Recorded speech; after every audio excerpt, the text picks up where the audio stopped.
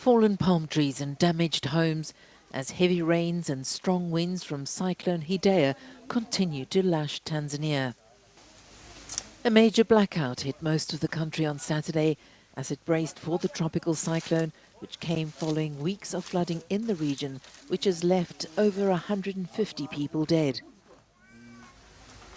Ferry services between Tanzania's commercial hub Dar es Salaam and Zanzibar were suspended as the cyclone approached the coast, packing winds equivalent to a Category 1 hurricane. The Weather Service says more than usual amounts of rainfall were recorded in coastal areas overnight, and forecasters warn flooding across the region may worsen this weekend. Heavy rain and flooding has caused chaos on the roads and for small businesses, with authorities saying more than 200,000 people have been affected.